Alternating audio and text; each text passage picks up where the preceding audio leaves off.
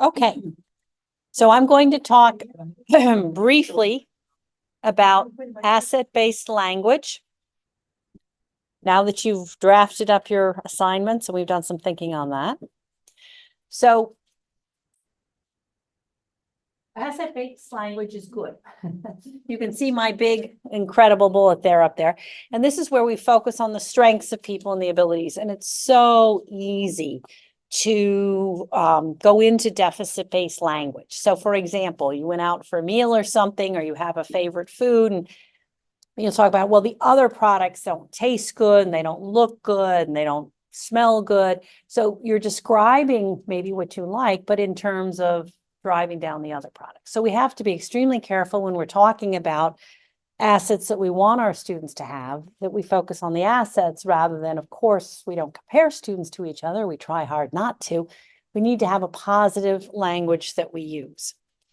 We don't want to emphasize, as we say up here, what's wrong or lacking in communities. We want to talk about what's working. So when we have this asset-based language, and a lot of you have the growth mindset materials that we've developed over the last couple of years, we try to talk about what students can do and what our classes do allow them to do. We talk about returning examinations, discussing the problems they did get right and partial credit and how close they were and how hard they're working. We discuss practicing and how we can improve, with the idea that folks can indeed get better and can improve their work. So some of the illustrations that we've got for you in our sample assignments, which were drawn up by our students, look at them and see if there's any deficit language. So again, I want to see if I can actually pull this thing to go back. That would be a big example. So deficit language. Sometimes we talk about poor roads or poor operating conditions, very negative terms, instead of, good access to the university, or the weather was good, or the day was good. These are very simple examples. You're going to find some more concrete examples in the illustrations that I think we're getting handed out. Should be ready to go. And look at them now with what you know about the facets. So when we're coming up with fixes for these cases that we've got in front of us, we want to emphasize the strengths of the students, not the weaknesses, the strengths of their approach, not the weaknesses. And we've got a couple illustrations here. X is strongest at Z, Y is strongest at W. So think about, what can we emphasize as the positive? We might want to blame the system, not the person. For example, we would say someone attended a school in an underfunded district. We get this a lot. Every fall, we get many students that come to us that have never had the opportunity to learn computer science. And it's not that they didn't take computer science in high school, which is certainly a phrase I've used. It's their high school didn't offer it, or their guidance counselor didn't let them know it was available, or it was scheduled against a required course they needed, so they didn't have the opportunity to take it. So there are different ways to put it, and one is much more asset. The student didn't take computer science. Well, that's deficit-based, and actually it wasn't possible for the student to take computer science in high school. Might be transportation options in a neighborhood are limited. That's another point that would be emphasized by the facets that we've got. So thinking about your assignments, which assignment is best for the students? Which one is most appropriate now that we're looking at things through a socioeconomic magnifier lens? Which one's going to be kind of hard for you to fix? I mean, it's just in the assignment. Maybe it's not asset or it's not deficit. Take a look, but it's really hard for you to fix. And then we're going to discuss our results. So read the sample assignments you've got. Case 1, case 2. I think that's probably as far as you get. If you're on the accelerated track, we'll have the third illustration there for you. Probably talk amongst, well, maybe take a pass yourself, and then we'll talk about them as a group.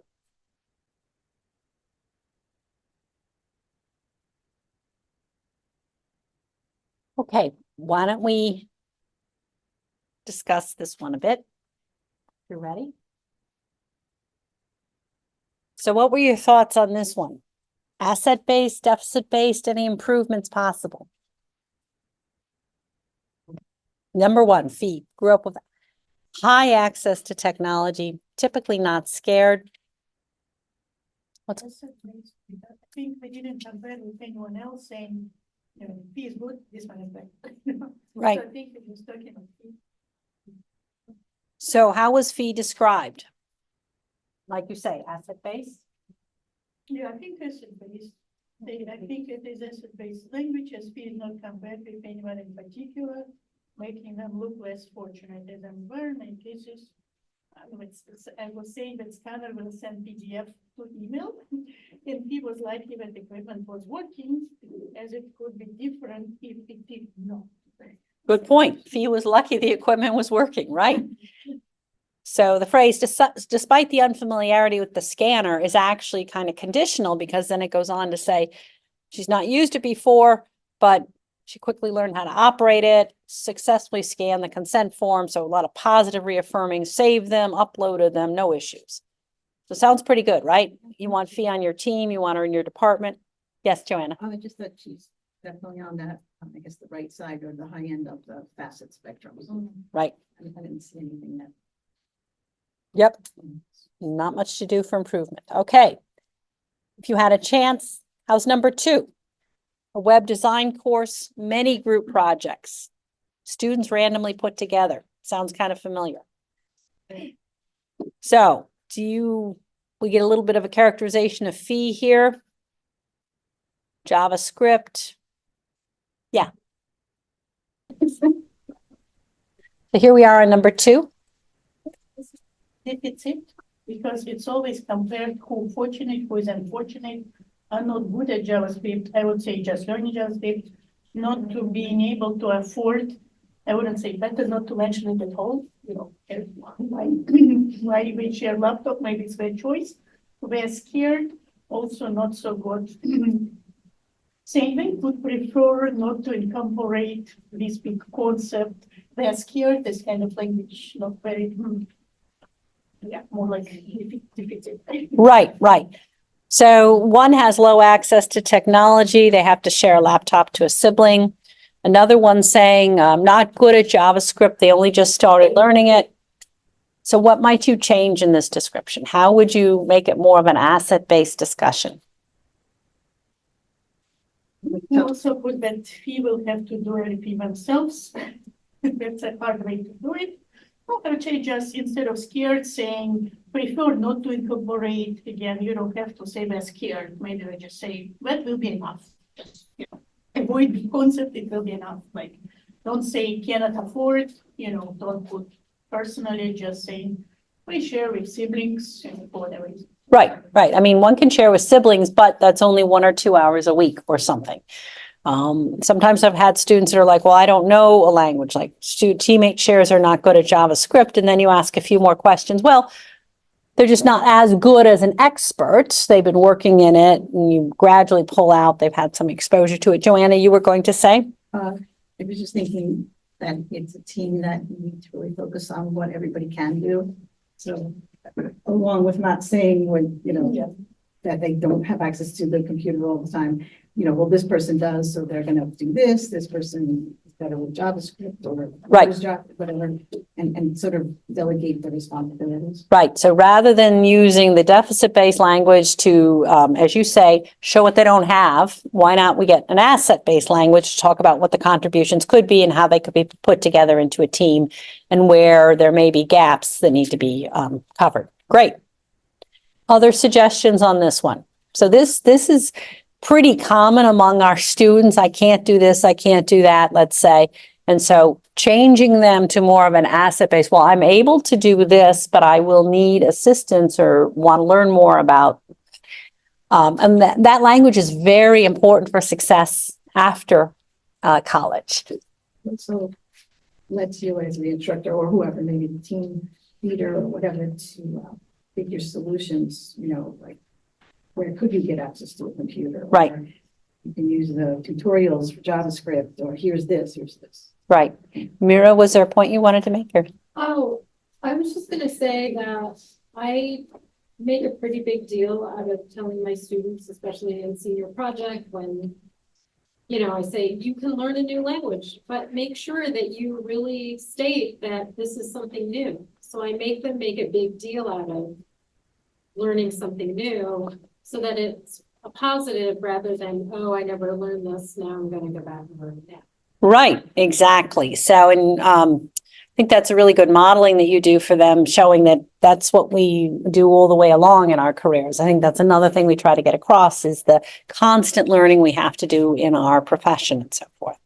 Because, yes, But it was randomly just divided, and it looks like we were all freed up for them, or at least one ash. I was thinking like P and pre, that's for one ash, but it probably should be more like uniform balance, so maybe one ash, two ash in a team, so like not like P and pre.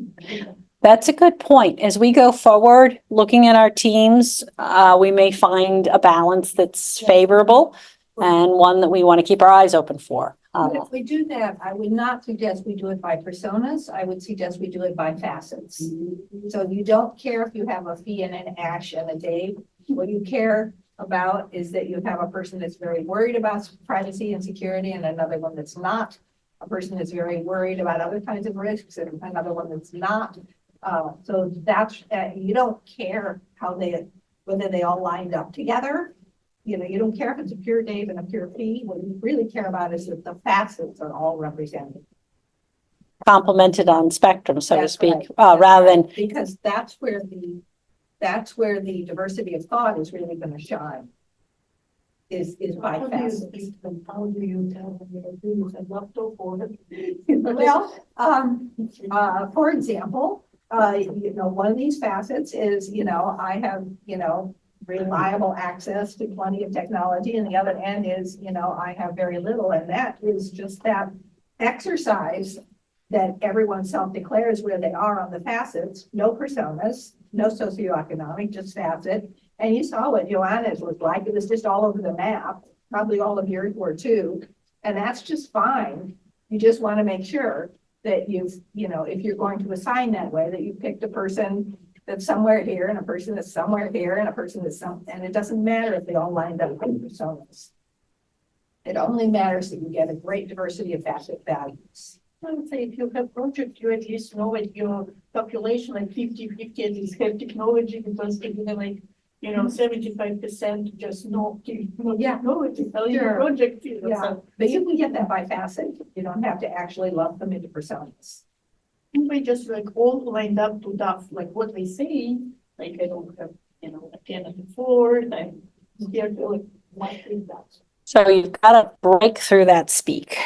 You just got to squash it because it's really, I feel, very infectious.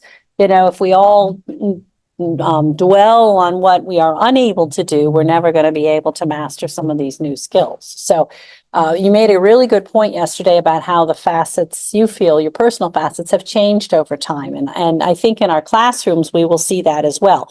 As Margaret's pointing out, if one person is at one point on the facets and another at the other, and you should push them together, hey, maybe they'll, over the course of time, begin to get exposure to each other and move to a center-ish. Oh, I hope not. I really hope not, because diversity of thought is so important to team successes. What we don't want is to homogenize everyone. So what I really hope is that each one learns to appreciate the other's viewpoint. But I really hope they don't try to become like each other. I think in security and privacy, we might see exposure to other approaches would be certainly something that might loosen up a bit. We'll see though. We will find out. Just barely. Can we work on fixing a few of these sentences though? Just to see what can we do to make these sentences go better? It's like not good at JavaScript, there's not like it's not a growth mindset. You you're good at when you notice what you tutorial, you're good at it. Yeah, so what should we change it to? Also the communication, why they have a low communication. How can we fix that? You okay? I don't know. How do you feel about that, Pat? So one thing they might want to realize is if this is what they think, they are setting up a Discord channel to make sure they can all communicate successfully. We've all had examples recently where the students find that to be pretty good. So understanding as a team, they might have low communication. They make an early decision to put up a Discord channel Mhm. to see if that improves communication or something like that. So, Everybody needs to join and know how to use it. Sometimes you use it like Slack, Discord, but you never go there. right, so they set up a team goal perhaps, that by the next meeting, they will have all installed Discord and sent at least 2 messages or something like that. Sure, so, solutions, I'm putting it into what I hope they see. Solutions could be, the team addresses this by setting a team task to install Discord and send at least 1 message by the next meeting. But that's just one possibility. If the folks online wish to go into this and type, they're welcome to do that. If they have another suggestion, that would be great. So, Sometimes one person send invitation, but second one never received. correct. Why? But it's like, So get to this Slack. right, so one of the things one can do is encourage the teams to set up this communication reply. Like, we've gone through some discussion boards ourselves and they say, oh, you have to, post a message and answer 2 other people or whatever the story is. Okay, so a teammate shares that they're not good at JavaScript and they only started learning that. What might we suggest? Just admit that they are not good in JavaScript, Okay, and then we can say that they start learning the JavaScript. Oh, gee, yeah. so we're saying, why don't we just scratch this out? So one has low access to technology as they have to share a laptop with a sibling due to not being able to afford another. Able to, it's like we're saying they're poor, right? These guys are poor. Okay, so we're actually making a note here about just a choice. We're not making the determination, sorry, wrong one. And we can get rid of have to, as they share a laptop. So why we need to say that, change the laptop with a display? We don't really need to say that. So correct. So why is that perceived as low access to technology? I mean, if the sibling, how many hours a week is a sibling taking with that machine? I mean, what is the impact? Last teammate expresses they want to do the bare minimum for the project to make sure they finish on time. They're really scared of incorporating any big or new concepts. So how might we modify that? So they're surfacing a concern. What does that relate to back to our facets? So how could we adjust this? So now we've recognized it related to the facet, but how can we, the last teammate expresses concern about scope, reminding the team or something. I mean, what do you suggest? Rose has put a comment in here, if you can create a schedule, timelining. We're hearing words here about programming tutorials, ways to build confidence, things where they get certifications or, leak code or positive reinforcement. Okay. We had a little bit of exposure to 3. So deficit-based is the feeling in this room.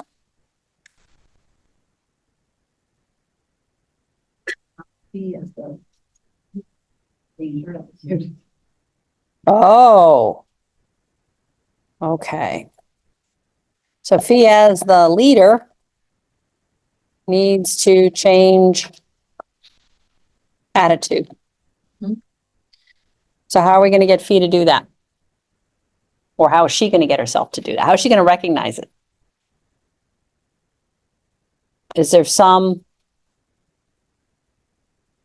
way we can interrupt her thought? Is there some facet from another teammate that could be used to disrupt her thought or give her a different perspective? Maybe we should have the team, do the facet exercise. Yeah.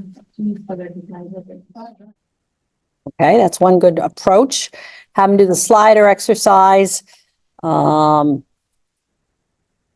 Identify assets of the team.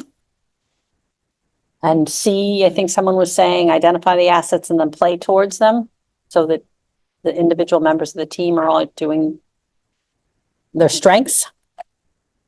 So up here where she said, where we say Fee has gotten accustomed to referring to the teammates in a negative manner due to low efficiency. So those are her or Fee's assessments of the individuals. And are they borne out? I guess low efficiency, unwillingness to explore new ideas. Well, it could be every time they put their hand up, she says, hey, sorry, that's not going to work. So after a while, you stop putting your hand up. So it's a strong leader and must support the ideas of her team or. Okay, we got another comment coming in here today. Connect new tech to existing ideas, to existing work. Okay, good idea. All right, I'm sure I am out of my time. So let me swing back to where we should be. And now I'd like you to take a minute and work with your real assignments. And how do you see them at this point?